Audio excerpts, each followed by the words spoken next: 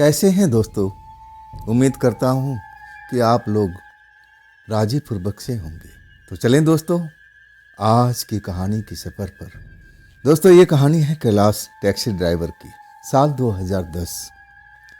कैलाश जो थे ना उत्तराखंड के निवासी, लेकिन पास के शहर में अपने भैया भाभी अपने माँ के साथ, मतलब उनकी पूरी फैमिली थी। और उनके भैया जो थे ना एक ऑफिस में अच्छे पद पे काम कर रहे थे, मतलब सैलरी अच्छी खासी मिलती थी। भैया उसी शहर में एक घर का निर्माण कराते हैं और उससे पहले सब कुछ सही चल रहा था। कैलाश जो बताते हैं ना कि उससे पहले सब कुछ उनके घर में सुख शांति थी, लेकिन जब घर का निर्माण हो जाता है और वो लोग किराए का घर छोड़ करके नए घर में प्रवेश करते हैं ना, और तभी से उन पर विपतों का पहाड़ टूट पड़ता है। तो ऐसा क्या हुआ था उस घर में कैलाश के परिवार के साथ में, आइए जानने के लिए चलते हैं उस कहानी में कैलाश के ही पॉइंट ऑफ व्यू से। दोस्तों मेरा नाम कैलाश है, मैं टैक्सी ड्राइवर हूँ, लेकिन मेरे भैया और मेरे परिवार टैक्सी ड्राइवर बनाना नहीं चाहता था। लेकिन मेरी एक शौक थी और मैं इतना पढ़ा लिखा काबिल व्यक्ति भी नहीं था कि मैं कोई सरकारी जॉब कर सकूं, कोई अच्छे पोस्ट पर जा सकूं। अब तो ये हो नहीं सकता था। जब पढ़ने का उम्र था तब तो मैं शैतानियाँ किया करता था, उसका दुष्परिणाम अब मुझे भुगतना पड़ रहा था। भैया भाभी सब कुछ मुझे अब एक तरह से दबाव देते थे कि भाई पढ़ लो पढ़ लो, पढ़ाई ही काम में आएगा। उनकी बात एक कान से सुनता था, दूसरे कान से निकाल देता था। मैं कहता था चलो जब होगा तो मैं कर लूँगा, लेकिन वो कब निकल गया मुझे पता ही नहीं चला। मैं जब नए घर में जो भैया ने बनवाया था अपनी मेहनत की कमाई से, अब बहुत सारा उनका जो पूंजी थी उसमें लग चुकी थी, मतलब जो भी जमा पूंजी था उस घर बनाने में खर्च हो चुका था। अब भैया और पूरा परिवार हम लोग उस घर में शिफ्ट हो जाते हैं और इसके बाद हमारा बर्बादियों का सिलसिला चल पड़ता है। कभी ना कोई बीमार रहता, कभी भाभी बीमार हो जाती, कभी मेरी माँ बीमार हो जाती थी। मेरे पिताजी तो बहुत पहले गुजर चुके थे। मेरे साथ में ऐसा अभी तक कोई हादसा नहीं हुआ था। जो भी होता भैया के साथ में होता, भाभी के साथ में होता, माँ के साथ में होता। और ऐसे ही घर का समस्या हमारा अब एक तरह से बड़ा बेकार चलने लगा था। दवा दारू में बहुत पैसा हमारे भैया का खर्च होता था। संजोग था कि भैया मेरे लिए टैक्सी खरीद दिया था। वो तो मुझे टैक्सी ड्राइवर बनाना नहीं चाहते थे, लेकिन मैं अब करता क्या, खाली दिन भर घर में बैठ के क्या करता। और इतना मैं हुनर नहीं जानता था, ड्राइवरी के काम तो मैंने सीख रखा था। तो मैं भैया से बोलता हूँ कि आप मेरे लिए टैक्सी खरीद दो। अब इसके भैया तो मना करते हैं, लेकिन मैं उनको समझाता हूँ कि मैं खाली घर में बैठा रहता हूँ, कोई काम नहीं करता, 2 पैसा कमाऊँगा नहीं इससे। और तब भैया कहते हैं कि मुझे तेरी कमाई की ज़रूरत नहीं है, जब तक हूँ मैं तुझे कोई चिंता करने की ज़रूरत नहीं है। लेकिन मैं जानता था ये भैया का स्नेह था, वो मुझसे बहुत प्यार करते थे, भाभी भी बहुत प्यार करती थी, अब माँ तो करती ही थी, लेकिन मेरा भी तो एक फ़र्ज़ था। मैं भी कब तक उस घर में बैठा हुआ मुफ्त की रोटी तोड़ता। तो मैं गुजारिश करता हूँ, तब भैया बड़ी मुश्किल से मानते हैं, नई टैक्सी निकलवाते हैं और मैं टैक्सी चलाने का काम शुरू कर देता हूँ। भैया तो अपने ऑफिस जाते थे, कभी कभी मैं उनको छोड़ने के लिए चला जाता था, और कभी कभी अब वक्त होता था जब उधर से आते थे तो मैं उनको ले भी आता था। मुझे बड़ा खुशी होती थी। खैर मैं जब हम लोग उस घर में आ जाते हैं ना, नए घर में, तबाही हमारे साथ में परिवार के साथ में होने लगती है। अब ऐसा ही कुछ सिलसिला 5-6 महीना तक चलता है। कभी भैया बीमार, कभी भाई बीमार। और ऐसा क्या होता था उन लोगों के साथ में, अचानक तबीयत बिगड़ जाती थी, ज़ोर ज़ोर से सांसें लेने लगते थे, जैसे दम फूलता जा रहा हो। मेरे माँ के साथ भी होता था, मेरे भैया के साथ में भी, और मेरे भाभी के साथ में भी ऐसा ही सिलसिला चलने लगा। अजीब तरह की बीमारी हमारे घर में आ चुकी थी।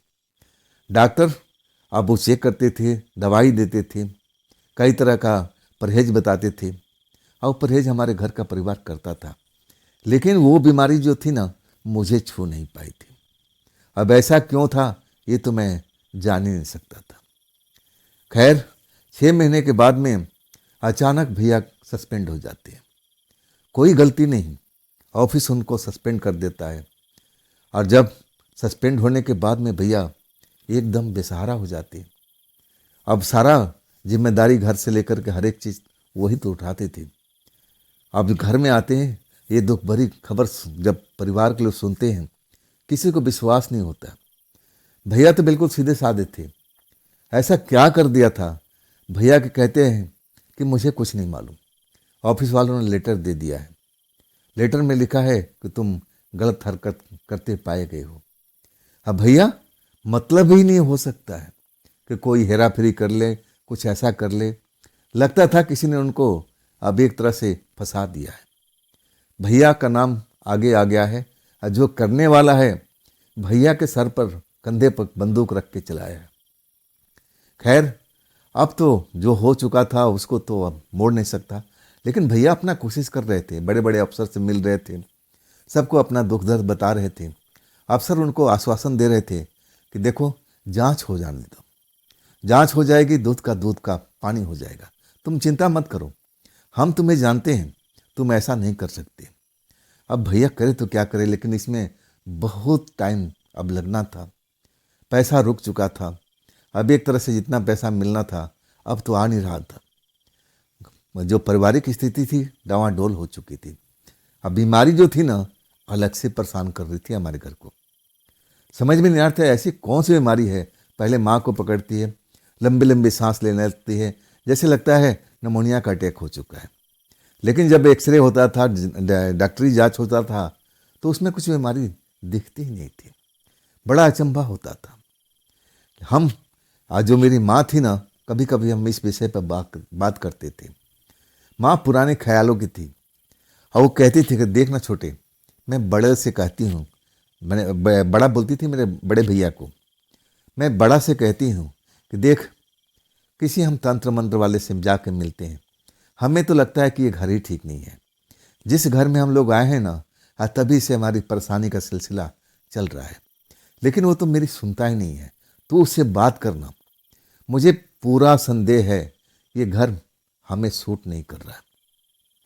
लेकिन मैं भी अब इन शक्तियों पर, चीज़ों पर यकीन करता नहीं था, और मैं कैसे बात करूं? भैया भी 3 चीज़ों को नहीं मानते थे। लेकिन माँ का कहना था कि जब से हम इस घर में आए हैं, इस घर में कोई बुरी शक्ति है जो हम लोग को तबाह कर रही है। देखो तो, एक तो बीमारी चल रही है और ऊपर से भैया सस्पेंड भी हो चुके हैं। जरूर हमारे घर में कोई बड़ी शक्ति, बुरी जो है, छिपी हुई है, और वही सब हमारे साथ में खेल जो है खेल रही है। मैं भी सोचता था कि ये बीमारी 3 लोग को क्यों लगती है, मुझे क्यों नहीं लगती है। मैं तो अपना काम पर निकल जाता था सुबह में, और शाम के टाइम में मैं आ जाता था। लेकिन जब से भैया सस्पेंड हो गए, अब एक तरह से घर को चलाने की जिम्मेदारी मेरे ऊपर में आ चुकी थी। मैं सोचने लगा कि अब ऐसा छोटे मोटे पैसा कमाने से बात नहीं बनेगी। पहले तो मैं खेल खेल के मैं टैक्सी चलाने का काम करता था, लेकिन जब मेरे ऊपर में जिम्मेदारी आ जाती है ना, तब मुझे एहसास होता है। अब मैं अपना मेहनत करने लगता हूँ। सुबह निकलता हूँ तो कभी रात को 12 बजे, कभी 1 बजे, कभी 2 बजे अपने घर पहुँचता था।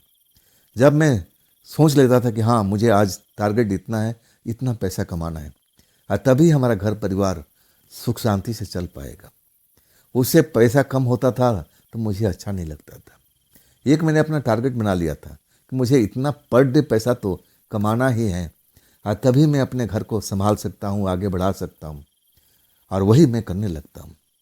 हालांकि मेरे भैया मुझ पर नाराज हो रहे थे, कह रहे थे कि छोटे, इतना मेहनत करना तुम्हें ठीक नहीं है। भाभी भी समझाती थी और माँ भी कहती थी कि तू ज़रूरत से ज़्यादा मेहनत कर रहा है, थोड़ा आराम भी कर लिया, नींद भी ले लिया कर, और नहीं तो तेरी भी तबीयत बिगड़ जाएगी। मैं हंस के अपने माँ को जवाब देता था कि देखो माँ, तुम लोग को ही इस घर में तबीयत खराब होता है, अगर ये घर मनहूस है तो मुझे भी तो होना चाहिए। ऐसा कुछ भी नहीं है माँ। मैं माँ को उस बात का तर्क देता था जो माँ कहती थी, ये घर मनहूस है, जब से हम इस घर में हम लोग आए हैं ना, अब ऐसे ही हमारे साथ में चल रही है। उनकी भी तर्क बिल्कुल सही था, मानने लायक था। अब मैं मेहनत करने लगा था, सुबह निकलता था अपनी टैक्सी लेकर के और देर रात तक लगा रहता था। भागम भाग, कोई भी सवारी मिलती थी मैं छोड़ता नहीं था, चाहे दूर की हो या पास की हो। पैसे से मतलब था, बस मैं सही ढंग से और काम करना चाहता था और वही मैं कर रहा था। किसी सवारी के साथ में कोई बदतमीजी, कोई जो कहते हैं ना ड्राइवर लोग हमेशा इस चीज़ में बदनाम रहते हैं, किसी को बुरा बोल देना, ये मेरे अब नियत में कभी भी नहीं थी। मैं हमेशा अपने सवारियों से प्यार से बात करता था, प्यार से हैंडल करता था। हाँ, एक बार जो मेरी सवारी मेरी गाड़ी में आ जाती थी तो मुझे ज़रूर ढूंढती थी कि कैलाश कहाँ है, कैलाश कहाँ है। स्टैंड पर जो लोग आते थे टैक्सी लेने के लिए, अब मुझे ही ढूंढा करते थे। तब हमारे जो स्टैंड वाले थे कहते हैं, भाई तेरे तो कस्टमर बहुत ज़्यादा बन चुके हैं। वो कभी कभी आश्चर्य करते थे, ये कैसे तुम करते हो। तब मैं उनको समझाता था कि देखिए, प्यार से हैंडल कीजिए, मीठे बोल बोलिए। देखिए, कस्टमर तो टूट के पड़ेगा, प्यार चाहिए उसको। बाकी में मुझे लगता था कि मैं मीठे बोल बोलता हूँ, कस्टमर का समय जो सपोर्ट करता हूँ, उससे हमारे कस्टमर बहुत खुश होते थे। उस स्टैंड पर एक बूढ़े बाबा भी आया करते थे, खास करके शाम के टाइम में 4 बजे के आसपास आते थे। एक बड़ा सा थैला लेकर के आते थे, दाढ़ी बढ़ी हुई थी, बाल भी बड़े थे, लाल पगड़ी बांधते थे, लेकिन काला जैकेट पहने रहते थे, सफ़ेद कुर्ता और काला जैकेट, पुराने स्टाइल के जूता पहनते थे। अब पहली बार मेरी जब टैक्सी में बैठे थे ना, तो उनको शायद डर लग रहा था कि मैं तेज़ चलाऊंगा, ऐसे ही नया ड्राइवर हूँ। और कुछ पुराने ड्राइवर को ढूंढ रहे थे जो उम्र में मेरे से ज़्यादा हो। मैं पूछने लगा, बाबा आप ऐसा क्यों कर रहे हो। तब कहने लगा, बेटा तुम जवान हो ना, जो सिले हो, टैक्सी तेज चलाओगे। मैं कहने लगा, नहीं बाबा, जैसा आप पसंद करोगे वैसा ही मैं ड्राइव करूँगा। और इसके बाद जब मैं उनको मंजिल तक पहुँचाया, जहाँ तक वो जाना चाहते थे, वो बड़ा खुश हो गए थे। कहने लगे कि मैं तेरी ड्राइविंग पर जो तू ड्राइविंग किया है ना, मुझे बहुत पसंद आई। नहीं तो कई ऐसे तुम्हारी उम्र के ड्राइवर होते हैं, वो तेज तेज चलाते हैं, झटका देते हैं पूरे शरीर को, पोर पोर में दर्द होने लगता है, लेकिन तुम अच्छे ड्राइवर हो। और उसके बाद जब भी स्टैंड पाते थे ना, तो मुझे ही ढूंढते थे। कौन थे, कहाँ से आते थे, कहाँ जाते थे। हाँ, थोड़ा बहुत मैं ठिकाना जरूर जानता था, लेकिन किस कॉलोनी से आते थे ये मुझे नहीं मालूम। वो उतरते थे एक बस स्टॉप पर, हमेशा उसी स्टॉप पर उतर जाते थे, बोलते थे कि टैक्सी रोक दो, और वो फिर पैदल ही अब आगे की साइड में निकल लेते थे। उनके पास में एक हमेशा झोला थैला रहता था। और उस दिन भी 4 बजे के आसपास मेरी टैक्सी में आकर के सवार हो गए थे। आज उनके हाथ में भी एक काला सा कपड़े में बंधा हुआ एक अलग सा सामान था, और उनका थैला तो हमेशा रहता ही था। आके हमारी टैक्सी में बैठते हैं और कुछ ऐसी अब एक तरह से उनसे बात होती है। वो मुझे अब चाहने लगे थे। अब इस तरह से बात करते हुए हम अपना टैक्सी चलाते हैं लगते हैं। अब बात कुछ ऐसे ही लंबा खिंच जाती है। जनरल नॉलेज की तरफ में मैं भी कुछ सवाल पूछता था, और वो मेरे सवाल का हंस करके समस्या का समाधान करते थे। तो मैंने ऐसे ही अपने घर पर सवाल उठा दिया कि बाबा जी, आपकी नज़रों में शैतानी आत्मा होती है क्या। वो मेरी तरफ चौंक के देखने लगे, कहने लगे, ये सवाल तूने आज क्यों पूछा है, तू तो ये ऐसा सवाल कभी करता नहीं था। मैं कहने लगे, बाबा मैं इन शक्तियों को तो मानता नहीं हूँ, लेकिन मेरी माँ मानती है। मैं अपनी इस घर की पूरी समस्या बताने लगा कि बाबा, हमारे भैया सस्पेंड हो चुके हैं। जब से हम लोग नए घर में आए हैं, एक नई बीमारी हमारे घर में जैसे आ गई है। मेरी माँ भी तबीयत खराब हो जाती है, जैसे निमोनिया हो गया। उनका जो है सांस लेने में तकलीफ होने लगती है, सीना जोर जोर से चलने लगता है। ऐसे मेरे भाभी के साथ में होता है, भैया के साथ में होता है। और माँ का कहना है कि जब से हम नए घर में आए हैं ना, और तभी से समस्या शुरुआत हुई है। मेरी माँ की नज़रों में इस घर में कोई शैतानी आत्मा है और वही हम लोग को तकलीफ दे रही है। उसने ही मेरे भैया को नौकरी से हटवाया है, मेरे माँ का कहना है। तो बाबा, आपकी नज़रों में ऐसा हो सकता है क्या? वो जो बाबा थे ना, अब मुझे घूर करके देखने लगे। कहने लगे, तू इन शक्तियों को मानता है? मैंने बोला, नहीं, मैं तो नहीं मानता। मैं इन शक्तियों पर कभी विश्वास नहीं करता, और ना मेरे भैया करते हैं और ना मेरी भाभी करती है। बस इन पुराने ख्यालों की मेरी माँ है और वो ही इन शक्तियों पर विश्वास करती है। और तब वो जो बाबा जी थे ना, कहने लगे, तुम्हारी माँ का कहना बिल्कुल ठीक है, वो अपनी जगह पर जायज़ है बेटा। जब तुम लोग पुराने घर में थे, चाहे किसी घर में हो, किराए को हो चाहे अपना हो, उसमें तुम्हारी जो कार्यशैली थी सही चल रही थी, किसी चीज़ का दिक्कत परेशानी नहीं थी। तुम्हारी माँ का कहना है बिल्कुल सही है। तुम लोग जब नए घर में आए हो और उसके बाद तुम्हारे पास में समस्या शुरू हो जाती है।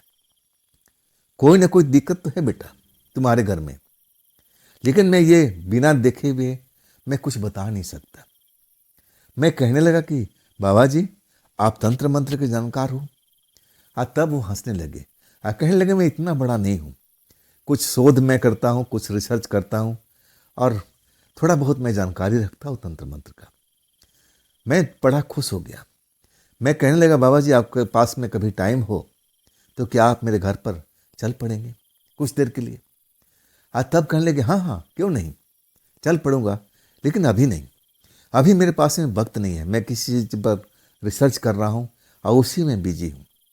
हाँ, इस महीना के अंत तक मैं ज़रूर खाली हो जाऊँगा और इसके बाद तुम मेरे से बात करना, अब मैं तुम्हारे घर पे चलूँगा, जो भी जानकारी होगी तुम्हें सच बता दूँगा। मैं कहने लगा, बाबा जी, हम लोग तो बहुत परेशानी में हैं, क्या आपके पास में थोड़ा बहुत टाइम नहीं मिल पाएगा? तब सोचने लगे और सोचते सोचते कहने लगे कि देख, एक काम तो कर सकता है, टाइम तो मेरे पास नहीं है, मैं तो तुम्हारे घर पर जा नहीं सकता, अभी मैं व्यस्त हूँ, लेकिन मैं तुम्हें एक चीज़ दे सकता हूँ और उस चीज़ का प्रयोग करने का तरीका मैं तुम्हें सब कुछ बता देता हूँ।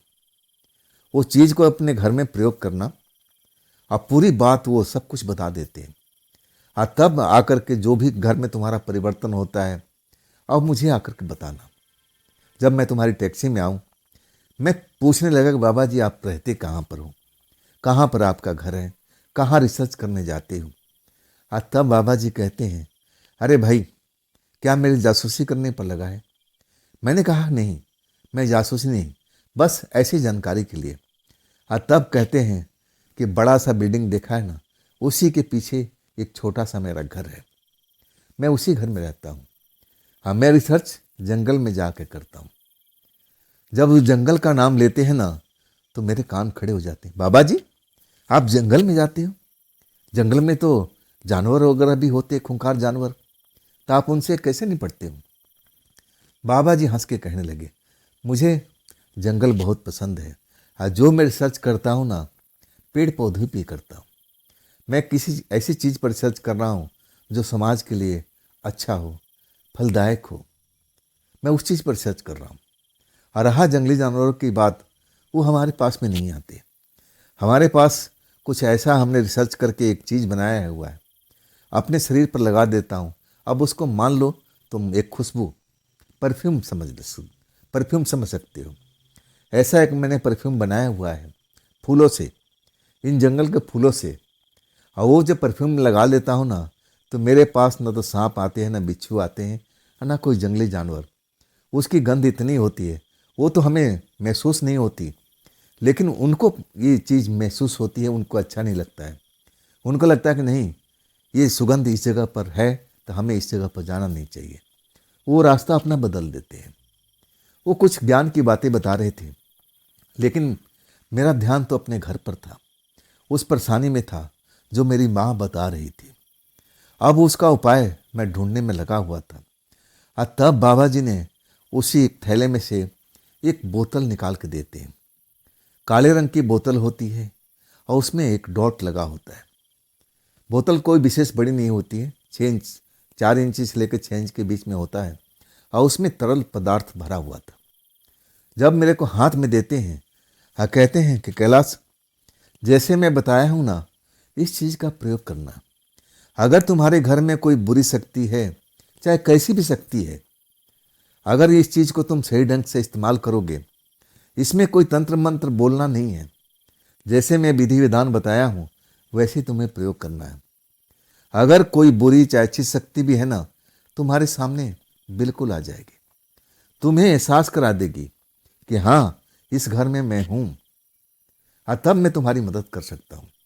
लेकिन अभी नहीं, अब तुम इतना काम कर लो, और जब तुम्हें लगता है कि हाँ, तुम्हारे घर में कोई बुरी शक्ति है, कोई अच्छी शक्ति है जो तुम्हारे घर का विनाश का कारण बन रही है, तब तुम मुझसे आकर मिल सकते हो। मैं तो बड़ा खुश हो गया था कि चलो, बाबा जी ने तो मेरा बहुत सारा काम आसान कर दिया। मैं बहुत खुश था। मैं तो रोज़ रात को 1 बजे 2 बजे घर पहुंचता था, जब मेरी कमाई पूरी हो जाती थी। और आज मेरी कमाई जल्दी हो गई थी, लेकिन फिर भी रात का 11 बज चुका था। वो शीशी मैं संभाल के रखता हूँ जो बाबा जी ने दिया था। पूरा निर्देश बताए थे कि कैसे कैसे मुझे इस घर में इस चीज़ का इस्तेमाल करना है। इसके बाद तुम्हें 1 घंटा 1.5 घंटा तक 2 घंटा तक इंतज़ार करना है, उस चीज़ पर नज़र रखना है। अगर तुम्हारे घर में कोई प्रेत आत्मा होगी, चाहे अच्छी हो या बुरी हो या कैसी भी हो, तुम्हें जरूर एहसास करा देगी। मैं कहूँ ना, मैं रोमांच में भरा हुआ था। मैं कभी प्रेत आत्मा को देखा नहीं था, नहीं एहसास किया था। अब मुझे इन शक्तियों पर पूरा यकीन भी नहीं था। जब मैं अपने घर पहुंचता हूं तो रात का 11 बज चुका था। मैं दरवाज़ा खुलवाता हूं और मेरी माँ आके दरवाज़ा खुलती है। वो भी जब मुझे देखती है तो उसको भी आश्चर्य हो जाता है कि मैं तो रोज़ लेट आता था, 2 बजे, कभी कभी 2:30 बजे। तो उसके चेहरे पर मुस्कुराहट लौट आती है। कहती है, मैं सिर्फ तुझे ही याद कर रही थी कि ना जाने कहाँ कहाँ तू रोड पर अब भटक रहा होगा। मैं कहता हूँ, माँ भटकता नहीं हूँ, मैं सवारी के साथ में होता हूँ, उनको मंजिल पर पहुँचाता हूँ, तब मुझे पैसे मिलते हैं। हम दोनों बात करते हुए घर में दाखिल हो जाते हैं। अब मैं आदत था शुरू से, जब घर में आता हूँ तो माँ के हाथों का चाय पी पी करके ही मैं सोता था। खाना तो मैं ढाबा वगैरह में खा लेता था, लेकिन जब तक माँ चाय बना के नहीं देती थी ना, चाहे मैं थोड़ा सा ही पीऊँ, तब जाके मुझे अच्छी नींद आती थी। मैं अपनी माँ को कहता हूँ कि माँ, थोड़ी सी चाय बना दो। माँ तो जानती थी किचन में बढ़ चुकी थी। वो जो शीशी थी ना, मैं अपने थैले से निकाल करके टेबल पर रख देता हूँ। जब माँ लेके चाय लेके आती है ना, शीशी पर नज़र पड़ती है। कहती है, कैलाश ये क्या है छोटा, ये क्या है? तब मैं पूरी कहानी बताता हूँ कि माँ, तुम कहा करती थी ना कि जब से हम नए घर में आए हैं, हम लोग बर्बाद हो चुके हैं, तबाह हो चुके हैं। इस घर में कोई शैतानी आत्मा है, वही सब हमारे साथ में खेल खेल रही है। तो मैं उसको ढूंढने का एक दवाई लेकर आया हूँ। माँ हैरानी से देख रही थी। मैं तो चाय का घूंट भर रहा था। माँ कह रही थी, ऐसा कैसे संभव है, इसमें है क्या छोटा? मैं कहने लगा, मैंने तो अभी तक खोल के नहीं देखा। अब मैं बाबा जी के बारे में बताने लगा। मैं कहने लगा, बाबा जी रिसर्च करते हैं, जो फूल होते हैं ना, जंगली फूल, उनको कोई बनाते हैं कुछ ऐसा परफ्यूम की तरह, और उसी पर रिसर्च करते हैं। थोड़ा तंत्र मंत्र का जानकार भी है, लेकिन अभी उनके पास में फुर्सत नहीं है। मैं उनको तो लाने की कोशिश कर रहा था, लेकिन ये शीशी दे दिए हैं। अब इसको हमें प्रयोग करना है। मैं अपनी माँ को बता देता हूँ। माँ मेरी तरफ देखती है, विश्वास नहीं हो रहा है। वो तो जानती थी कि तंत्र मंत्र करने के बाद में आत्माएं नजर आती है। ये खुशबू वाला तू बोतल लेके आ चुका है, इससे क्या होने वाला भाई? ऐसा इससे कुछ नहीं होगा। वो मुझे बताती है कि ना, इससे कुछ नहीं होने वाला। मैं कहने लगा, माँ हम देख लेते ना एक बार करके। अगर कोई ऐसी शक्ति है जो हमारे घर में छिपी हुई है और हमारे परिवार को तबाह कर रही है, तो जरूर सामने में आ जाएगी। बाबा जी का कहना है तो एक बार करने में बुराई क्या है? आप आराम करो और ये मैं काम खुद ही कर लेता हूँ। जिस तरह से बाबा जी ने कहा था, मैं उसी तरह से, बाकी में उसमें खुशबू भरा हुआ था। खुशबू का मैंने एक तरल पदार्थ था, उसमें खुशबू नहीं था। अगर मैं उसको नज़दीक से भी सूंघूं ना नाक में, और तब भी जरा सा भी स्मेल नहीं आ रहा था। लेकिन बाबा जी कहना था, वो एक चीज़ जो दिए थे शीशी के अंदर में, वो उनका इजाद किया हुआ कोई स्पेशल चीज़ है। हाँ, वो चीज़ मैं हर घर के अंदर में, खिड़की पर, दरवाजे पर, हर जगह पर जहाँ जहाँ बाबा जी ने बताया था, उस चीज़ को मैं टच करता हूँ, गिराता हूँ, ताकि जो भी आत्मा है अब वो खोल करके मेरे सामने में आ जाए। कोई शैतानी हो या अच्छी भी हो, एक बार मैं उस चीज़ को लगा दूंगा ना, तो आत्मा जो उस घर से भागना भी चाहती हो ना, तो भाग भी नहीं सकती। बाबा जी कहना था, उस घर में कैद हो जाएगी। मैं बहुत रोमांच में भरा हुआ था। माँ तो सो गई थी। माँ को लगा ये सब कोई चीज़ काम नहीं करेगा, ऐसा नहीं होता है।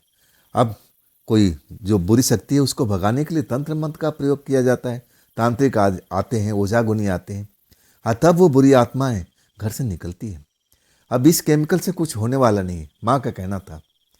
लेकिन जब मैं प्रयोग कर लेता हूँ, मुझे लगता है कि बाबा जी ने सोच समझ के दिया होगा, ऐसे आलतू फालतू तो है नहीं। और मैं उन पर एक तरह से विश्वास भी करता था। बातचीत करते हुए एक लंबा अरसा उनसे हो चुका था। हमारी टैक्सी में सवारी करते थे, तो एक विश्वास सा जग जाता है।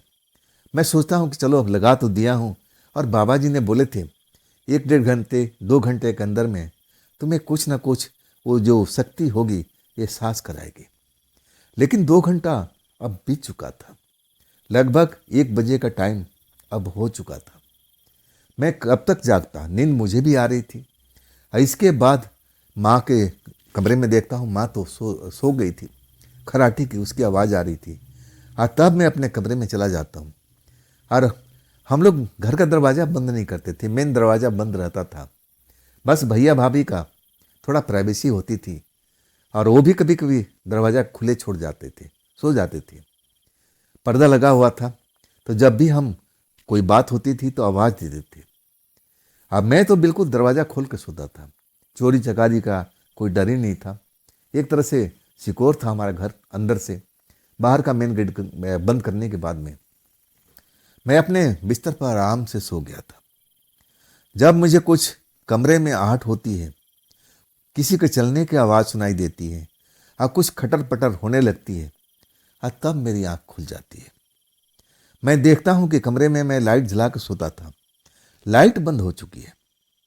गर्मी का टाइम था, पंखा चल रहा था, तो लाइट किसने बंद किया? मैं तो लाइट बंद करके मुझे नींद ही नहीं आती थी। जब तक लाइट ना चले तो मैं सो नहीं पाता हूँ। लाइट किसने बंद किया? मैं आँख खोल करके अंधेरे कमरे में देखने की कोशिश करता हूँ, और तब मुझे 2 चमकती हुई आंखें अंधेरे कमरे में दिखाई देती है, जो मेरे बिस्तर से थोड़ी दूर पर अब दिख रही थी, चमकती हुई आंखें।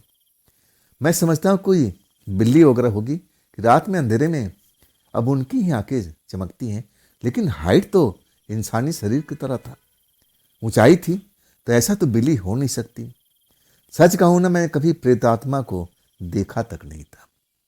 अब मैं आज तक इन शक्तियों पर यकीन नहीं करता था, न विश्वास करता था। लेकिन उस रात जब मैं उन चमकती हुई 2 आंखों को देखता हूँ ना, और बाबा जी ने कहा था इसका असर होगा 1.5 घंटा 2 घंटा पर, तुम्हें जरूर वो शक्ति जो घर में छुपी हुई है एहसास कराएगी। और वही मुझे लगने लगा, क्या ये चमकती हुई 2 आंखें कोई शैतानी आत्मा है? शैतानी आत्मा है। सच कहूँ ना, मेरे शरीर में एकदम ऐसा लगने लगा कि मैं पसीने पसीने अब हो गया हूँ। डर लगा, पहली बार, वो भी भूत प्रेत से। मैं तो टैक्सी चलाते रहता था, मुझे तो आज तक भूत प्रेत कभी दिखे तक नहीं। ऐसी ऐसी जगह से, ऐसे ऐसे रोड से निकलता था जो लोग कई बार सोचते होंगे कि मैं इस रोड से गुजरूं कि नहीं गुजरूं, वो भी रात के टाइम में। कई ड्राइवर डरते थे, लेकिन मैं डरता नहीं था। अपने ही घर में डर जाता हूँ। जब 2 आंखों को चमकते हुए मैं अपने घर में देखता हूँ ना, तो मुझे बाबा जी की कही हुई बात याद आने लगी कि देखना, अब ये मैंने तुम्हें जो केमिकल दिया है, तरल पदार्थ, उसका असर होगा, टाइम लगता है। वो तुम्हें एहसास भी कराएगी। तब मुझे लगता है कि वही शैतानी आत्मा आ चुकी है। डर जाता हूँ, अंधेरा होता है। मेरी तो आवाज़ भी सही ढंग से निकल नहीं पा रही थी। बस मैं ऐसे ही बोल रहा था, कौन है यहाँ पर, कौन है यहाँ पर। लेकिन आवाज़ खुल के नहीं निकल रही थी, इतनी धीमी आवाज़ मेरी हो चुकी थी। और तब वो दो आंखें हाइट पर थी, इंसानी जिस्म की तरह अब वो नज़र आ रही थी, लेकिन अंधेरा होने से मैं पूरा साफ नहीं देख पा रहा था। आंखें चमक रही थी, वो अपनी जगह से हिलती है, मेरे पैरों की साइड में वो आ जाती है, वहाँ पर खड़ी हो जाती है। अंधेरा था, अब मुझे अंधेरे से थोड़ा अलग सा महसूस होता था। मैं अपने पलंग से उतरता हूँ, आज जहाँ पर लाइट का बोर्ड था, और झटके से दीवार के पास पहुँच जाता हूँ। लाइट जब ऑन करता हूँ ना, आज जो मैं नज़ारा देखता हूँ अपनी ज़िंदगी में कभी देखा ही नहीं था। मैं देखता हूँ कि 25 से 30 साल के बीच की एक लड़की है, सफ़ेद कपड़ा पहने हुए, सर से पैर तक सफ़ेद में ढकी हुई है, कपड़ा पहन रखी है। थोड़ा पुराने स्टाइल का कपड़ा जरूर था, और उसकी आंखें बड़ी मोटी मोटी सी थी, खुले हुए बाल थे। अब मेरी तरफ अपनी बड़ी बड़ी आंखों से घूर रही थी। उसके चेहरे पर कोई भाव नहीं था, कोई ऐसा नहीं था कि डरी हुई थी या मुझे डराने की कोशिश कर रही थी। चेहरा बिल्कुल सपाट था, देखने से जैसे लोग बताया करते हैं कि भूतनी ऐसी होती है, प्रेतनी ऐसी होती है, चुड़ैल ऐसी होती है, उसके उल्टे पैर होते हैं, किसी के सीधे होते हैं, और जो प्रेतनी होती है हवा में चलती है। लेकिन ऐसा कुछ भी नहीं था। उसके पैर भी स्थिर थे जमीन पर, सीधा पैर थे, और इंसान की तरह लग रही थी। अब मैं सच कहूँ ना, कई पल तो मैं उसको देखते रह जाता हूँ। मुझे यकीन ही नहीं होता है कि मेरे कमरे के अंदर में कोई खूबसूरत लड़की भी आ सकती है, वो भी मेरी उम्र की। मुझे आश्चर्य होता है। मैं कुछ बोलना चाहता हूँ, मैं अपने भाभी को, अपने भैया को आवाज़ देना चाहता हूँ, अपने माँ को जगाना चाहता हूँ, लेकिन बोल तो पाता हूँ, लेकिन ऐसा लगता है कि मेरी आवाज़ जो बिल्कुल स्लो हो चुकी है, वो आवाज़ मेरे कमरे से बाहर नहीं निकल रही है। ऐसा मुझे एहसास होता है, और ऐसा ही मैं समझ रहा था। मैं चीखने की कोशिश कर रहा था, लेकिन चीख नहीं निकल रही थी। निकल तो रही थी साउंड, लेकिन बहुत कम मात्रा में। जब मैं ऐसा करने लगता हूँ तो वो लड़की मेरे पास में चल के आती है, मुझे अब बड़ी बड़ी नज़रों से, अपनी आंखों से मुझे घूरती है। उसके चेहरे पर अभी भी भाव नहीं है। अब मुझे तो बहुत डरने लगने लगा था। मुझे लगा कि यही है प्रेतात्मा, यही है वो बुरी शक्ति जो हमारे घर को तबाह कर रखी, जैसा मेरे माँ ने बताया था। मैं बहुत खौफ में था। पहली बार किसी प्रेतात्मा को मैं इतने नज़दीक से देखा था, और वो भी अपने घर में ही। तब वो मेरे नज़दीक आके कहती है, तुमने मेरा रास्ता बंद किया है, तुमने इस घर में ये सब ऐसा ऐसा किया है, तुमने रास्ते में रुकावट डाल दिया है।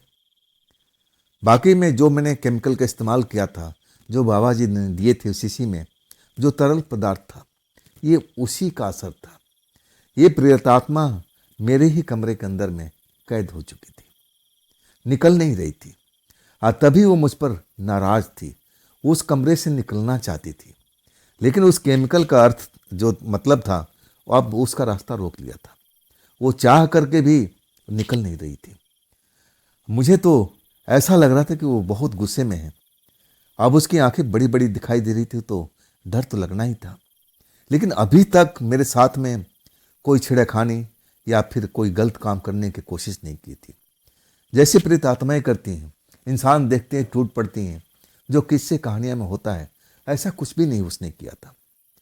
एक जो होता है, अब एक लड़की जो कर सकती है, एक लड़के के साथ में थोड़ा दूरी बना करके, और वो खड़ी थी एक सभ्य महिला के तरह में। ना तो उसके चेहरे पर कोई मुस्कान, ना कोई शरारत, बस सवाल कर रही थी कि तुमने ये सब किया है। मेरे तो आवाज़ नहीं निकल रही थी कि मैं उसको क्या बोलूं, क्या जवाब दूं। बस मैं बोलता हूं तो साए साए हवा से निकलती है। तब वो मेरे नज़दीक और आ जाती है। तुमने ये सब किया है, बहुत प्रेम से बोलती है। मैं सर हिला देता हूँ। तब वो सवाल पूछती, क्यों किया है। मेरे पास इसका कोई जवाब नहीं है। कहती है, इस चीज़ को हटाओ, मुझे बाहर निकलना है, मुझे इस घर से बाहर जाना है। लेकिन मैं अब वो मंत्र, अब ये कहूँ ना कि मेरे पास में कोई मंत्र तो था नहीं कि मैं उस चीज़ को हटा दूँ। वो तो एक केमिकल था, केमिकल मैंने इस्तेमाल कर दिया था। अब उसका असर जो है कितने दिन तक रहेगा, कब तक रहेगा, ये बाबा जी ने तो बताया नहीं था। मैं मना करने लगा कि इसके अब काट मेरे पास में नहीं है। वो बहुत एक तरह से मुझ पर सवाल करती रही कि जब तुम्हारे पास में इस चीज़ का काट नहीं है तो तुमने इसको प्रयोग क्यों किया। धीरे धीरे मैं देख लेता हूँ कि जैसा किस्से कहानियाँ में पढ़ा था वैसा तो नहीं है। ना तो ये डरावनी लग रही है और ना मुझे कोई नुकसान पहुँचाने की कोशिश कर रही है। मेरा जो डर है ना धीरे धीरे कम होने लगता है। और वो एक साधारण स्त्री की तरह, एक लड़की की तरह बात कर रही थी। बात में एक मिठास थी, डर का एहसास नहीं हो रहा था। और तब मैं कहने लगा कि देखिए, एक बाबा जी ने मुझे दिया था। मेरी माँ ने बताया था कि जब जब से हम लोग इस घर में आए हैं, कोई बुरी आत्मा है जो हमारे घर को तबाह कर रही है। और तब वो मेरी तरफ देखती है, कहती है तुम्हारी माँ तो ठीक कहती है, इस घर में बुरी आत्मा तो है, लेकिन मैं बुरी नहीं हूँ। बुरी आत्मा कहीं और पर है और इस टाइम इस घर में भी नहीं है। जब मैं सुनता हूँ ना जो आत्मा कह रही है, मुझे यकीन नहीं होता। मतलब जिसको मैं बुरी आत्मा समझ रहा था वो बुरी आत्मा नहीं थी। तो बुरी आत्मा कहाँ पर है, कौन है वो? सच कहूँ ना, डर तो लग रहा था, लेकिन सवाल मैं कर रहा था धीरे धीरे डरे हुए, कहीं ये आत्मा मुझ पर नाराज ना हो जाए। लेकिन कहती है कि मैं कोई बुरी आत्मा नहीं हूँ, मैं अच्छी आत्मा हूँ। बुरी आत्मा ये सब कर रखी है, तुम्हारी माँ सही कहती है, वो नहीं चाहती है कि तुम लोग इस घर में रहो। सच कहूँ ना, उस वक्त मुझे बहुत भय लगा, डर भी लगा। मैं कहने लगा वो कैसी है, क्या तुम्हारी तरफ दिखती है, तुम जैसी है? तब कहने लगी हाँ, वो भी मेरी तरफ दिखती है, लेकिन वो मेरे से अलग है। मैं कहने लगा कि वास्तव में ये जो मेरा घर है इसमें कितनी आत्माएं रहती है? तब वो कहती है ये एक मैं हूँ और एक वो बुरी आत्मा है।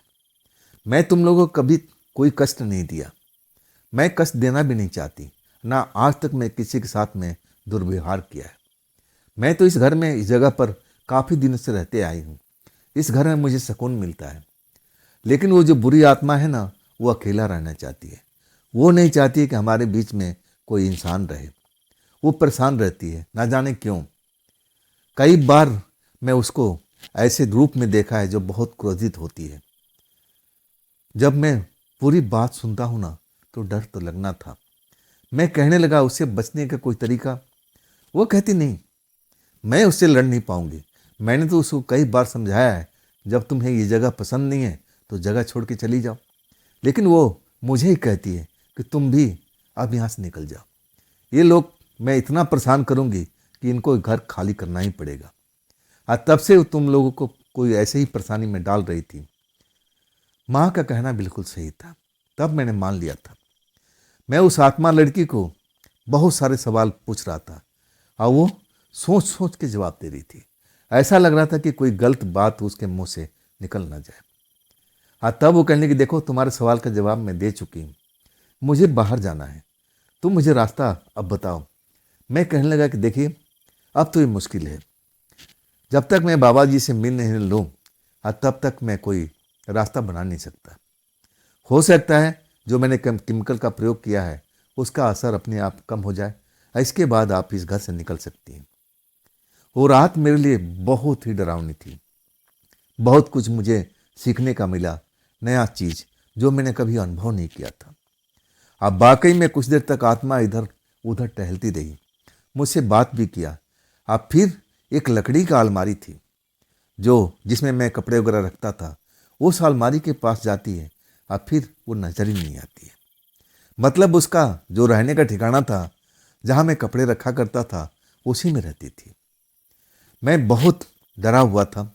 पहली बार किसी आत्मा से मिला था और वो भी एक खूबसूरत लड़की। और इसके बाद अपने कमरे से निकल जाता हूँ, तब तक सुबह हो चुकी थी, 4 बज चुके थे। पहले मैं अपनी माँ को जगाता हूँ। माँ हड़बड़ा करके आंखें खुलती, क्या हुआ, क्या आत्मा नजर आ गई? तब मैं कहता हूँ हाँ माँ, आत्मा नजर आ गई। पूरी कहानी बता देता हूँ। लेकिन जो आत्मा नजर आई है ना, वो नहीं है जो तुम समझ रही हो। वो बुरी आत्मा नहीं है, वो एक अच्छी आत्मा है। उसने अपने बारे में सब कुछ बताया है। लेकिन जो बुरी आत्मा है ना, इस घर में अभी नहीं है, वो बाहर गई हुई है। और वो जो हमने प्रयोग किया था, प्रयोग सफल भी रहा। अब वो अच्छी आत्मा तो इस घर में फंस गई है, वो चाह करके भी बाहर नहीं निकल पा रही है। अब बुरी आत्मा चाह करके भी इस घर के अंदर अब नहीं आ रही है। समस्या है अब यहाँ पर अटक गया था। माँ को अपनी आंखों पर मेरे अब बातों पर विश्वास नहीं था कि मैं जो बोल रहा हूँ उसमें सच्चाई कितना है। कहती है चल, कहाँ पर है आत्मा, मैं देखना चाहती हूँ। मैं अपने कमरे में लेके आता हूँ, अलमारी दिखा देता हूँ कि माँ यहीं पर वो गायब हो गई थी, इसी जगह पर आई थी। और इसके बाद मैं उसको देख नहीं पाया। जरूर इसी अलमारी में उसका घर है।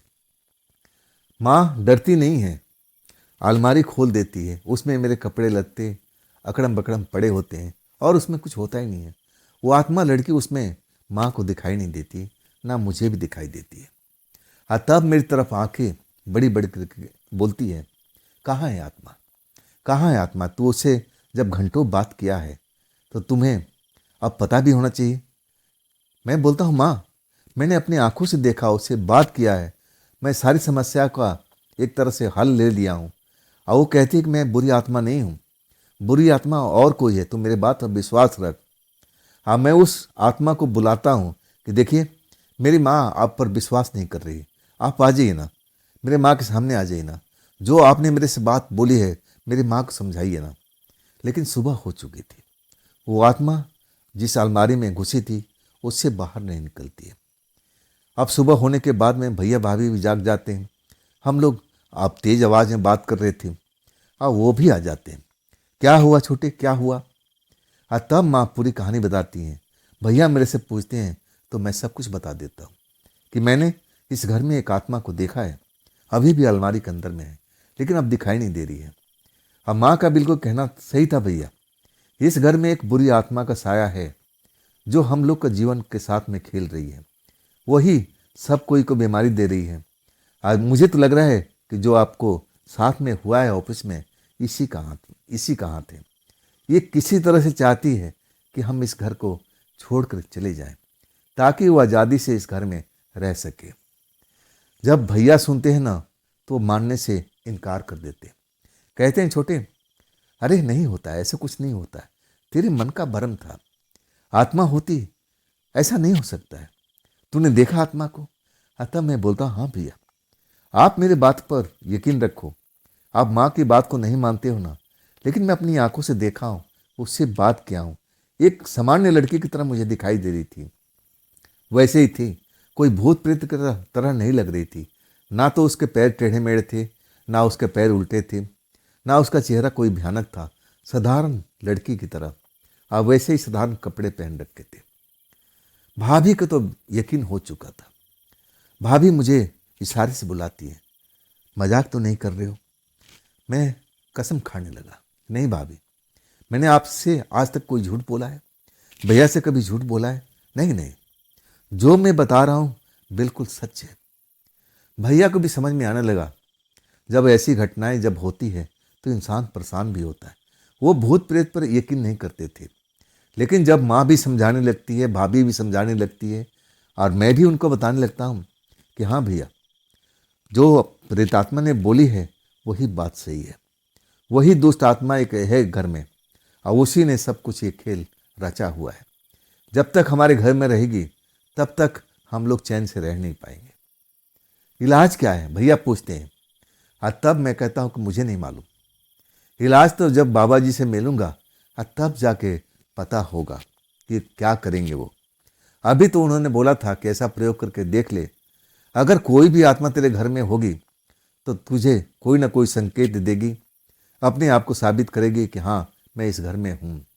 तो संकेत तो मिल चुका है, मैंने उस प्रेतात्मा से मिल चुका हूँ, बातें कर चुका हूँ, अब कोई संशय वाली बात नहीं है। अब मैं बाबा जी से मिलूंगा, अब पूरी कहानी बताऊंगा। तब बाबा जी कुछ ना कुछ कर सकते हैं इस बारे में।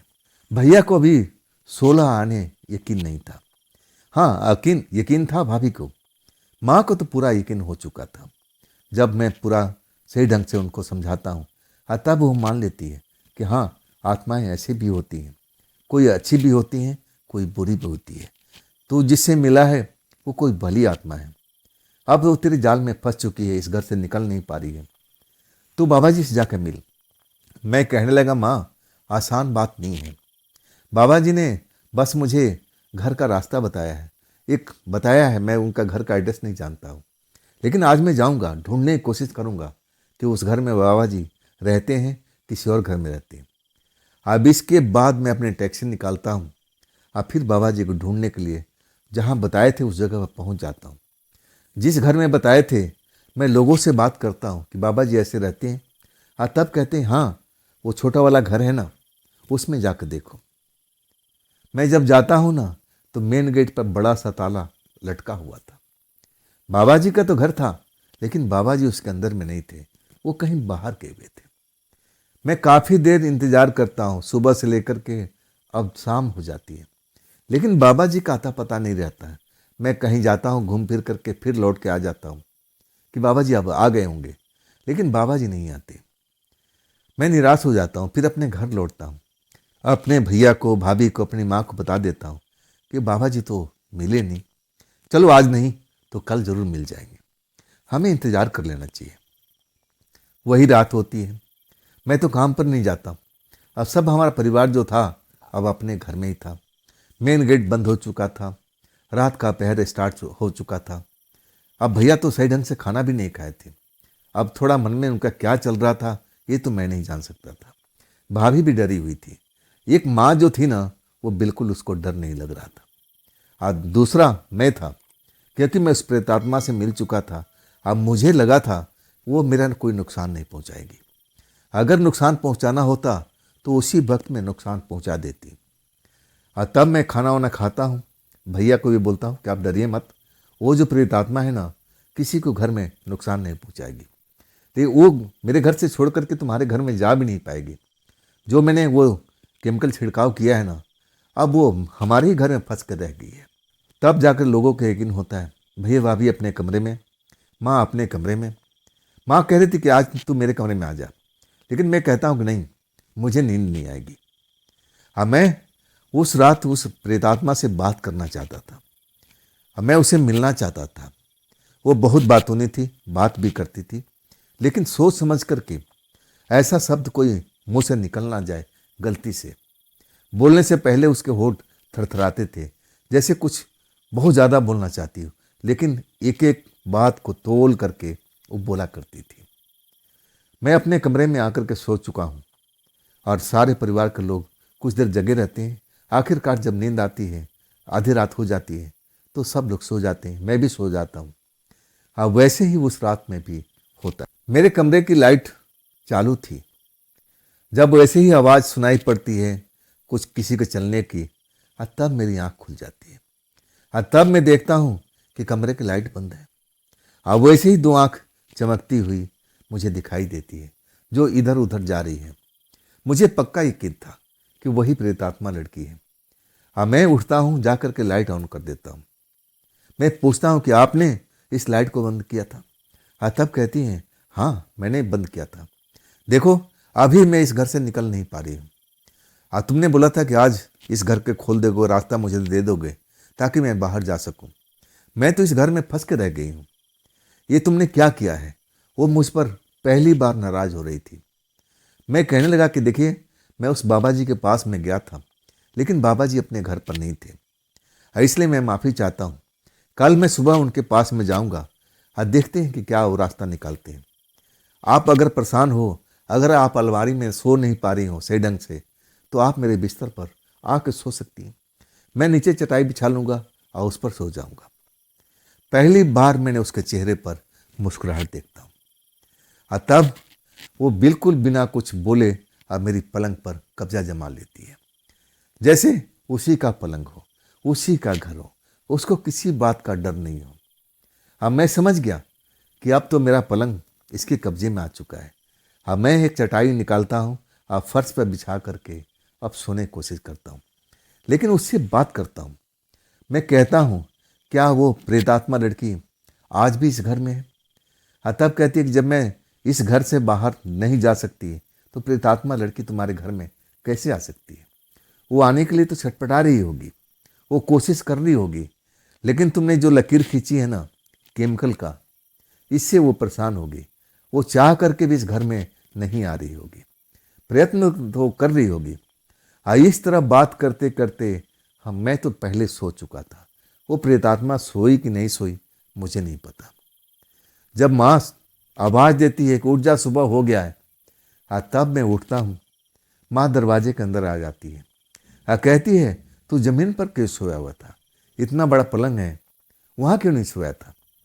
माँ को समझाता हूँ कि माँ, वो प्रेतात्मा लड़की उस पर सोई थी।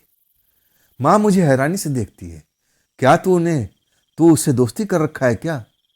कुछ गड़बड़ तो नहीं हो रहा है इस घर में? क्या तू प्रेतात्मा लड़की को अपने साथ में रखने वाला है क्या? माँ मुझ पर बरस पड़ती है। तब मैं कहता हूँ कि देखो माँ, कुछ गलत मत बोलना। वो लड़की इसी घर में है, सुबह है इसलिए नज़र नहीं आ रही है, ना तो मैं तुम्हें दिखा भी देता, बात भी करवा देता।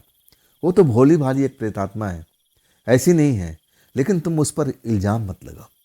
मैंने ही उसको बोला था कि देखो, अगर आप बाहर नहीं जा सकती, अलमारी में आपको रहना पसंद नहीं है, तो आप मेरे पलंग पर सो सकती हो। तब वो पलंग पर गई थी। माँ, इसलिए मैं नीचे सोया था। माँ को यकीन नहीं था कि मामला तो कुछ बढ़ता ही जा रहा था। शायद उनके मन में कुछ अलग विचार चल रहे थे। उनको लग रहा था कि लड़का कहीं हाथ से तो नहीं निकल रहा, वो प्रेतात्मा में कोई रुचि तो नहीं ले रहा। हर माँ का सोचना था, अगर कोई माँ उस जगह पर होती जरूर सोचती अपने बेटे के बारे में। वैसे ही मेरी माँ सोच रही थी। लेकिन मैंने माँ को समझा दिया कि माँ, आपका बेटा ऐसा नहीं है। मैं प्रेम करूँगा तो एक प्रेतात्मा से क्या अब संसार में लड़कियों की कमी हो गई? तब माँ को यकीन होता है। कहती, बेटा खबरदार, ऐसी प्रेतात्माएं अब ऐसे लड़कों पर जो शादीशुदा नहीं है ना, वो डोरे भी डालती हैं। मैं बहुत सारे किस्से कहानियाँ जानती हूँ, लेकिन वो वक्त किस्से कहानियाँ सुनने का नहीं था। भाई साहब भी आ जाते हैं, क्या हुआ? मैं सब कहानी सुनाता हूँ। वो यकीन नहीं कर पाते हैं कि प्रेतात्मा लड़की इस पलंग पर सोई हुई थी, लेकिन भाभी को यकीन हो जाता है। मैं कहता हूँ, भैया मैं जा रहा हूँ बाबा जी के पास में, देखता हूँ कि मिलते कि नहीं मिलते। जब मैं टैक्सी लेके पहुँचता हूँ ना, उसी टाइम गेट जब खुला हुआ दिखता है ना, तो मुझे बड़ा राहत मिलती है। मैं जाकर के गेट को खड़काने लगता हूँ। कुछ ही देर के बाद बाबा जी दिखाई देते हैं, एक साधारण कपड़े में आके गेट खोलते हैं। मुस्कुराते हुए कहते हैं, तूने मेरे घर ढूंढ लिया? मुझे तो अंदाज़ा नहीं था, मैं तो बस तेरा एड्रेस भी अपना नहीं बताया था, लेकिन तू बहुत तेज है। चल, जब आ गया है तो घर के अंदर चल। मैं घर के अंदर में आ जाता हूँ। जब मैं उनका कमरा देखता हूँ ना, तो सारे जो भी अलमारी थी, छोटी बड़ी शीशी, कोई बड़ी शीशी, मतलब वहाँ तो एक प्रयोगशाला बना हुआ था। मैं हर तरफ देखता हूँ तो ऐसी ही चीज़ें वहाँ पर दिखाई देती है। दवा बनाने की, कूटने की, इस तरह का छोटी बड़ी ऐसी मशीनें भी नज़र आती हैं, अर्क निकालने की। मैं हैरानी से हर बड़े बोतलें, छोटी बोतलें को सबको देखता हूँ। बाबा जी के चेहरे पर मुस्कुराहट दौड़ती है। कहते हैं, अरे ये मेरा छोटा सा प्रयोगशाला है, असली प्रयोगशाला तो हम जंगल में करते हैं, प्रयोग वहाँ करते हैं। मैं सही में मैं विश्वास नहीं कर पा रहा था कि ये बाबा जी जो केमिकल बनाते हैं वो भूत प्रेत पर भी काम करता है। तब बाबा जी कहते हैं, क्या देखा प्रेतात्मा को? तब मैं पूरी कहानी बता देता हूँ कि हाँ बाबा जी, वो एक प्रेतात्मा तो हमारे घर के अंदर में जिस कमरे में सोता हूँ उसी में कैद हो गई है, वो निकल नहीं रही है।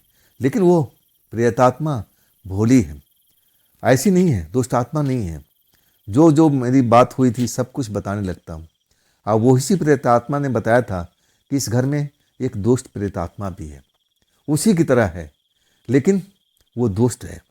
वो नहीं चाहती कि हमारा परिवार उस घर में रहे। जब सब बातें बता देता हूँ तो बाबा जी सोचने लगते हैं। कहते हैं, चाय पिएगा? मैं कहता हूँ, बाबा जी आप किचन बता दीजिए, मैं चाय बहुत अच्छा बनाता हूँ। तब कहते हैं, अब मेरे हाथों की चाय पी, तब बताना कि मैं कैसा चाय बनाता हूँ। लेकिन माफ़ करना मेरे दोस्त, मेरे घर में दूध का प्रयोग नहीं होता। मैं कभी कभी लाल चाय पिया करता था। अब मैं कहने लगा, बाबा जी मैं आपके साथ चलता हूँ, मदद करूँगा। मैं आपके बनाने की विधि भी देखूंगा। तब कहते हैं चल। फिर हम दोनों ने मिल कर के चाय बनाते हैं। चाय में कुछ पाउडर डालते हैं। कहते हैं ये जंगल में पेड़ पौधों से हम निकालते हैं। देख, इस चाय पीने के बाद में तेरे शरीर में जरूर जोश आ जाएगा, पावर आ जाता है। ऐसा लगता है कि हम शक्ति से भर गए। अब वाकई में जब हम चाय पीते हैं ना, तो मुझे ऐसा ही एहसास होता है कि मेरे शरीर में बहुत सारा एनर्जी एकदम अभी आ गई है। अब बाबा जी कहने लगे, अगर तू ये चाय पिएगा ना तो बहुत निरोग रहेगा। लेकिन देख, इसमें हम चीनी का प्रयोग नहीं करते, इसमें हम शहद डालते हैं। बहुत कुछ बताते रहे, लेकिन मेरा रुचि उसमें नहीं था, चाय में नहीं था। मेरे तो जो काम करना था, मेरा दिमाग उसमें घूम रहा था। मैं कहने लगा, बाबा जी अब वो दुष्ट आत्मा को आप कैसे निकालेंगे? तब कहने लगे, तू चिंता क्यों करता है, मैं चलता हूँ तेरे साथ में, सब कुछ करूँगा। मैं ऐसा कर दूंगा कि दुष्ट आत्मा तेरे घर के अंदर प्रवेश नहीं कर पाएगी। रहा उस आत्मा को, मैं भी उससे मिलना चाहूँगा। मैं उसे कुछ रहस्य जानना चाहता हूँ और वो मेरे काम में आएगी। मैं वो अपने प्रयोगशाला में उसको लेके आऊँगा। मैं बिल्कुल हैरानी भरी नज़रों से देख रहा था कि बाबा जी क्या आप उसको अपने प्रयोगशाला में लेके आओगे, यहाँ पर? तब कहने लगे, नहीं नहीं, यहाँ पर नहीं, जंगल वाली पर। उसे मैं कुछ बहुत सारा काम निकाल सकता हूँ। मुझे उसमें रुचि नहीं थी, बस रुचि थी कि किसी तरह से वो दुष्ट प्रेतात्मा मेरे घर से निकल जाए। अब बाबा जी कहते हैं, तो ऐसा कर, जब अंधेरा हो जाए ना, अंधेरा का मतलब 8-9 बजे के आसपास मेरे पास में आ जाना, और तब तक मैं पूरी तैयारी कर लूँगा, क्योंकि वहाँ पर रात मुझे गुजारना भी पड़ेगा। मैं कुछ प्रयोग करूँगा और देखता हूँ मेरा प्रयोग बिल्कुल सफल हो जाएगा या नहीं। मैं ऐसा प्रयोग कभी किया नहीं हूँ, आज पहली बार करने जा रहा हूँ। अब इसके बाद मुझे आश्वस्त हो गया था कि बाबा जी बिल्कुल सफल कर देंगे, ये काम को ख़त्म कर देंगे, उस दुष्ट आत्मा को हमारे घर से बाहर निकाल देंगे, और इसके बाद हमारा घर जैसा पहले था वैसा हो जाएगा। जब से हम लोग नए घर में आए थे, तबाही के अलावा हमने कुछ और देखा ही नहीं। कभी माँ की तबीयत खराब, कभी भाभी का। बस इकलौता शख्स था कि उस प्रेतात्मा का जादू मेरे ऊपर नहीं चला था। अब ऐसा क्यों हुआ था मैं जान नहीं पाया था। खैर, बाबा जी ने बता दिया था और मैं अपने घर लौट आता हूँ। भैया को बताता हूँ, भाभी को बताता हूँ और माँ को बताता हूँ कि बाबा जी रात में आएंगे।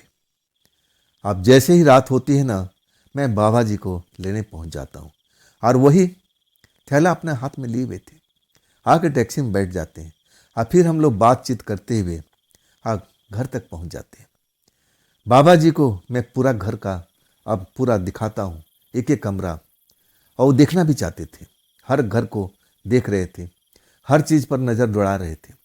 और तब भैया वाला जो कमरा था ना, भाभी वाला कमरा था, एक जगह पर आकर के वो रुक जाते हैं। अब उनकी निगाहें उसी चीज़ पर केंद्रित हो जाती है। वो जगह वही, जैसे मेरे कमरे में अलमारी बनी हुई थी, वैसी ही लकड़ी की अलमारी थी जो दीवार में फिट थी। उसी अलमारी के पास में आकर रुक जाते हैं। अब मेरी तरफ देखते हुए कहते हैं, इसी अलमारी में है, इसी अलमारी में प्रेतात्मा रहती है, ये उसका घर है, और यही है जो तुम लोग को तबाह कर रखी है। लेकिन चिंता मत करो, बस आज की रात अगर यह मेरा प्रयोग सफल हो जाता है तो प्रेतात्मा तुम्हारे अब घर से बहुत दूर रहने में अपनी भलाई समझेगी, कभी भूल करके इस एरिया में तक नहीं आएगी। रात जब हो जाती है, हम बाबा जी को खाने पीने के पूछते हैं, लेकिन बाबा जी मना कर देते हैं और कहते हैं, नहीं, मैं थोड़ा बहुत खाता हूँ, वो भी दिन के टाइम में। रात में तो मैं कभी भी खाना नहीं खाता हूँ। मैं चाय बनाऊँगा और इसके बाद किचन अब उनके हवाले। अब वैसे ही लाल चाय बनाते हैं, मैं भी पीता हूँ और भैया को पिलाता हूँ। भैया का जो शरीर था उसमें भी थोड़ा अब उनको पावर महसूस होता है। तब मैं भैया से बोलता हूँ कि देखे बाबा जी का चाय का पावर। तब कहते हैं, भाई ये तो बड़ा जादुई चाय थी, शरीर में एक शक्ति से एहसास होने लगती है। मैंने बोला, हाँ बाबा जी ऐसे ही हैं। रात जब हो जाती है, 11 से ऊपर का टाइम हो जाता है, मतलब आधी रात होने वाली है, बाबा जी अपने बैग में से 2 रंग की बोतल निकालते हैं। एक तो सफ़ेद थी और एक काली थी। दोनों बोतल को लेकर के अब मुझे कहते हैं कि देख तू मेरे पीछे मत आना, मुझे अपना काम अकेले करना है। तू रहेगा, अगर उस टाइम में वो प्रेतात्मा तुझ पर झपट पड़ी तो तुझे नुकसान पहुंचा सकती है। अब मैं नहीं चाहता हूँ कि कोई नुकसान झेले। तुम लोग अपने घर में, एक ही घर में सारे अब एक तरह से बैठ जाओ। वो प्रेतात्मा है, गुस्से में है, तुम लोगों ने उसके घर पर कब्जा कर रखा और ये वास्तव में उस प्रेतात्मा के घर है जिसको तुम लोग अपना घर समझ रहे हो। असली मालकिन वही है। बाबा जी सब कुछ बता रहे थे। और आखिरकार पहले तो पूरी बाउंड्री का जहाँ जहाँ तक था वो दोनों केमिकल का इस्तेमाल करते हैं। एक जगह बस खाली छोड़ देते हैं, एक गैप, उसमें कुछ और चीज़ डालते थे। फिर मेरे कमरे में आते हैं। कहते हैं इसी कमरे में है, इसी में है ना तेरे साथ में जो लड़की थी, जो प्रेतात्मा तेरे से बात करती।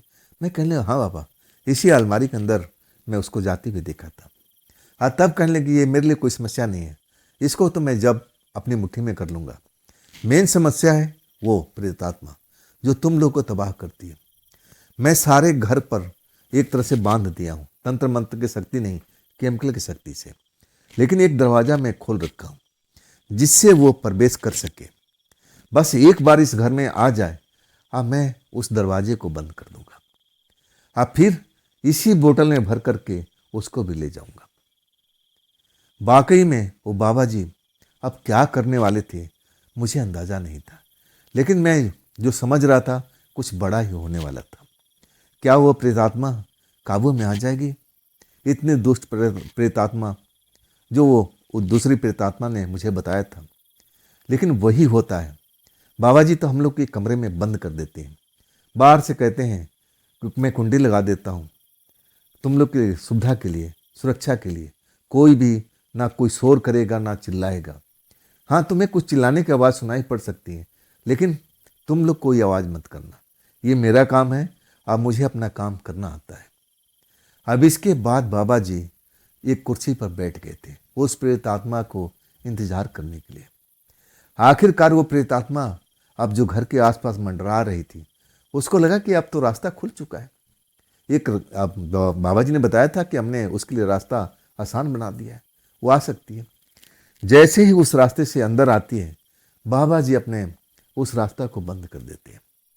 अब इसके बाद ना तो भैया के घर में जा सकती थी, ना मेरे घर में जा सकती थी, ना माँ के कमरे में जा सकती थी। फंस गई थी आकर के। हर जगह पर केमिकल का प्रयोग था। अब उसमें तंत्र मंत्र था या नहीं था ये तो मैं नहीं बता सकता। अब जो आवाज़ हम लोग को सुनाई देने लगी थी, चीखने की, चिल्लाने की, शायद वो बाबा जी पर नाराज़ हो रही थी। बाबा जी को कुछ ऊंची आवाज़ में बात कर रही थी। अब बाबा जी बस कह रहे थे कि तेरा खेल ख़त्म हो चुका है, तू आसानी से इस बोतल में आ जा। अगर मैं जबरदस्ती करूँगा तो तेरा विनाश कर दूंगा, तू कहीं के नहीं रहेगी। मैं तुझसे आग्रह कर रहा हूँ कि तुझे मैं ऐसी जगह पर छोड़ दूंगा, तुझे कोई नुकसान नहीं पहुँचाऊँगा, लेकिन तू इस बोतल में आ जा। लेकिन वो प्रेतात्मा इतनी आसानी से थोड़ी आने वाली थी। चीखती है, चिल्लाती है। शायद बाबा जी के साथ में संघर्ष भी किया होगा, झगड़ा भी किया होगा। बाबा जी इसके लिए सब तैयार थे।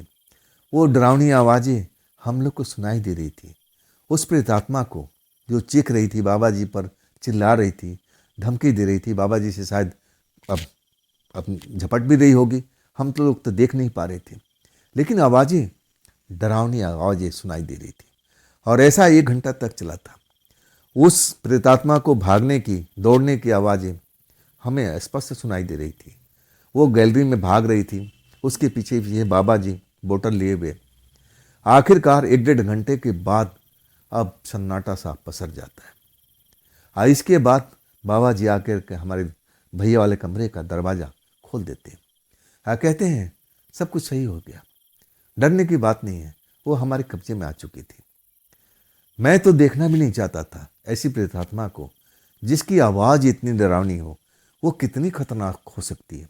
जो मेरे भैया को तबाह कर दिया था, हमारे परिवार को एक तरह से तोड़ दिया था, बीमारी से, पैसों से हम लोग इतने गरीब हो चुके थे। अब मैं कहूँ ना, उस प्रेतात्मा को तो मैं दूर से नमस्ते करना चाहता था, ना मैं उनसे आग्रह किया। लेकिन भैया वो कहना चाहते थे कि अब मैं क्या उस प्रेतात्मा को देख सकता हूँ। तब बाबा जी डांट देते हैं, नहीं, दुष्ट आत्मा है, मैं नहीं दिखा सकता। लेकिन अभी वो जो दूसरी प्रेतात्मा थी, क्या मेरे उसी अलमारी में बंद थी?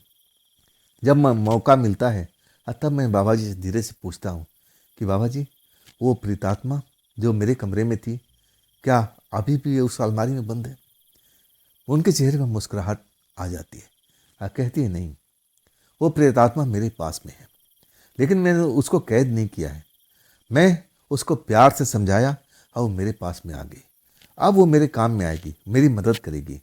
अब वो मेरी दोस्त है। तुम अपना अब कोई बुरा टेंशन मत लो।